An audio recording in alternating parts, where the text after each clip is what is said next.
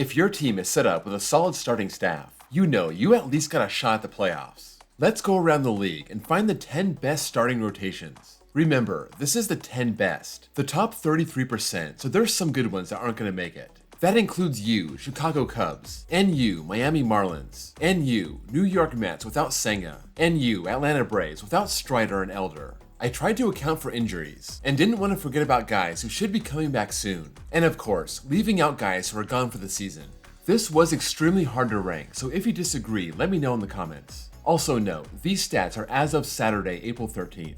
Number 10, the Phillies. Last year, they were only middle of the pack, 15th in baseball, and this year they're 4th.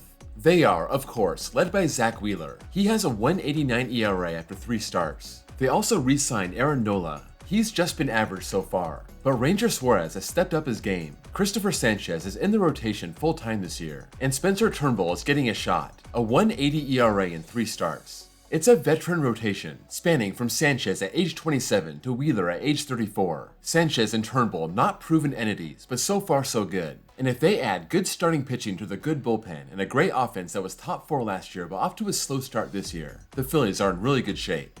Number 9, the Rangers. Jacob deGrom and Max Scherzer are both out right now, but they'll both be back. How effective they'll be is yet to be seen. If this was 2018, it would be a different story, but there's a lot of question marks around both of them right now. This rotation was 7th last year and 5th this year. They are, of course, missing Jordan Montgomery, but Cody Bradford has broken into that rotation and he's been great. 3 starts and a 1.40 ERA. Evaldi has been just about as great in his 3 starts, and you got 3 solid guys who have been around for a while. Dane Dunning, John Gray, Andrew Heaney. Those guys haven't been as good, but not terrible. The Rangers have pitching depth, and they can make adjustments when deGrom and Scherzer come back, so I'd say they're set up pretty well. Number 8, the Astros. Don't get caught up in this year's stats. They're 3rd to last in baseball right now, but keep in mind Justin Verlander is out but should come back soon. Framber Valdez is also out, but in his first 2 starts, he was awesome, a 2.19 ERA. Ronel Blanco looks like he's here to stay. 3 starts and only 2 earned runs. That included the season's first no-hitter. Also, Christian Javier, as usual, is dominant, a 1.10 ERA. Then you got JP France, who might just not be that good. We'll see. He did have pretty good stats last year, and Hunter Brown is off to a disaster start. But he's still a young kid, he has a lot of potential, and he could be a top-shelf starter very soon. Maybe this is too high for the Astros, but they were number 12 in baseball last year, and they'll come back to full strength soon. Number 7, the Blue Jays. This team was number 3 in baseball last year and currently sit at number 23. They were that good even without any help from Alek Manoah. He's out and we have no idea when he's coming back, if ever. Still, they have some great pitchers headlining their rotation, like Kevin Gausman. He's always in the Cy Young conversation, but this year, so far, he's been awful. Chris Bassett is a very solid, reliable pitcher, but he's trying to find it this year also. Jose Barrios has come out of the gate blazing hot, and Yusei Kikuchi hasn't always been consistent, but he's been good this year. You also got Bowden Francis. This is his first year in that rotation, and so far it hasn't worked out. I think the Blue Jays have a lot of upside, and they'll get a lot better very soon. Number 6, the Padres. They lost Blake Snell, and his Cy Young season helped them achieve the number 1 starting staff in 2023. They also lost Juan Soto, but one of the big pieces coming back from the Yankees is Michael King. He's been average so far, but he's got a lot of upside. They also added Dylan Cease. When he's at his best, he's a Cy Young candidate, and after 3 starts, he's got a 2.16 ERA. They still have veterans like Yu Darvish. He's got nasty stuff, but isn't always consistent. Joe Musgrove, he's off to a rocky start but should recover, and Matt Waldron is in the 5th spot. He started 6 games in his first big league action last year, and this year, he's got a 3.14 ERA in 3 starts. The Padres currently sit at number 10 in baseball and are still set up very well even after losing their Cy Young winner. Number 5, the Giants. They were top 10 last year and they only improved their staff, starting with Cy Young winner Blake Snell. He joins the Cy Young runner-up Logan Webb, so that gives him one heck of a 1-2 punch. Jordan Hicks is getting his first real shot at being a starter, and so far so good. 3 starts and a 1 ERA. Kyle Harrison and Keaton Hicks are holding down the 4 and 5 spots, but they have 2 guys on the shelf that will be coming back soon. Alex Cobb should be back by May, and Robbie Ray will be back mid-season. The Giants traded for the former Cy Young winner in the offseason. If all their pitchers are back and healthy, they have a strong and deep rotation. They just need their offense to pick them up and win some games. Number 4, the Yankees. Garrett Cole finally had his Cy Young season in 2023, and he's been out, missing the first 2 months of 2024. Still, that starting staff went from number 18 last year to number 3 this year. That's because last year's big pickup has finally shown up. Carlos Rodon has a 1.72 ERA in 3 starts, and this year's pickup has been pretty good also, a 2.12 ERA for Marcus Stroman. Then you got Nestor Cortez looking to have a bounce-back season, Clark Schmidt trying to improve on last year when he became a full-time starter, and Luis Gil has been good when they call his number. When Cole comes back, assuming Cortez and Rodon hold it together, you got a really great top 4, and then some solid depth in case you got some injuries.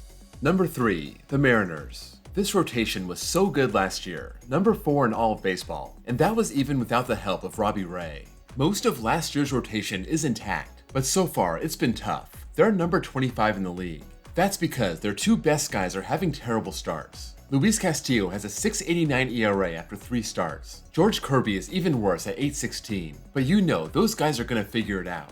Logan Gilbert has hit the ground running, 2.66, and Bryce Miller has been even better, 1.96. Brian Wu was their other big arm last year. He's out to start the season, so Emerson Hancock is in the rotation and his ERA is pushing 8.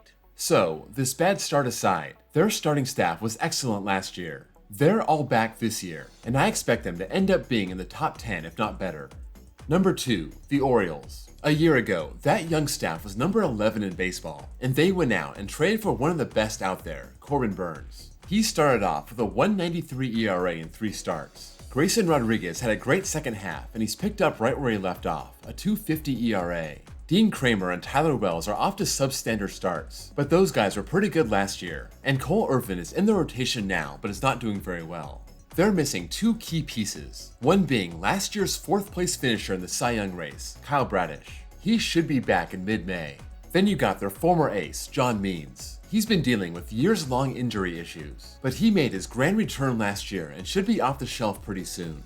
When you slot them in the number 2 and number 3 spots behind Corbin Burns, this is a very good rotation from 1 to 5, also with some depth in case of injury. Number 1, the Diamondbacks. It's weird to say that last year's number 21 staff and this year's number 18 staff is the best, but on paper it's true.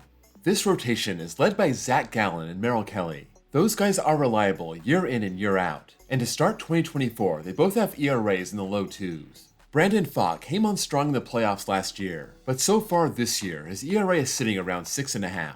But we all know what he has in the tank. Right now, Tommy Henry and Ryan Nelson are holding down the last 2 spots, both with ERAs over 5, but they should be put back in the bullpen very soon. Over the offseason, they signed 2 pitchers that would be number 1s on a lot of other teams, Eduardo Rodriguez and Jordan Montgomery. Rodriguez had the best season of his career in 2023. He's starting this season on the IL. Jordan Montgomery led the Rangers to a World Series title. He signed right before the season and is warming up in the minors. When they're back and they're set up with Gallen, Kelly, and Pfaadt, I think they make up baseball's best rotation. There are a bunch of other rotations currently in the top 10, but I didn't put them on here just because I don't trust they can keep up. The Royals are number 2 in baseball, picking up Michael Wacha and Seth Lugo. They're getting a full season out of Cole Reagans, so they've changed a lot from the number 27 staff last year, but let's wait and see what happens. The Pirates are number 6. They were number 24 last year, so keep an eye on them. They just picked up Martin Perez and Marco Gonzalez, and those guys have been great so far. The Twins were number 2, now they're number 26. They lost Sonny Gray, but they still have Pablo Lopez, Joe Ryan, and Bailey Ober. By the end of the season, they could prove to be top 10 again. The Brewers were number 6 and are still number 7. Obviously, Corbin Burns helped them a lot last year and he's gone.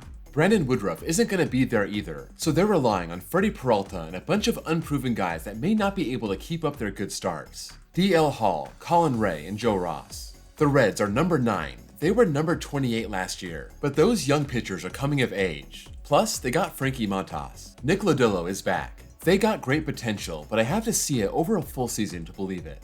The Dodgers are number 8. They were number 20 last year, but obviously they got Glasnow and Yamamoto. Bobby Miller should be solid once again. And then, they just got a bunch of young unproven guys and a ton of veterans on the IL. Walker Buehler, Clayton Kershaw, Dustin May, Tony Gonsolin. If and when they come back throughout the season, we'll see, but there's too many question marks there. Finally, the Rays were number 5 last year and number 12 this year, but they only have 4 real starters going. Aaron Savali, Zach Eflin, Ryan Pepio, Zach Littell. Obviously, they won't have Shane McClanahan the whole season. Taj Bradley should be back soon. They should get Drew Rasmussen and Jeffrey Springs back at some point. So in the end, they're kinda like the Dodgers. They could be solid down the line, but right now, too many question marks. So that's what I got. Like I said, this was very hard to rank. So let me know what you think and what you would change around. If you enjoyed this video, please drop a like. And if you're new here and want to see more like this, please give me a sub. Thank you all for watching, and I'll see you all next time.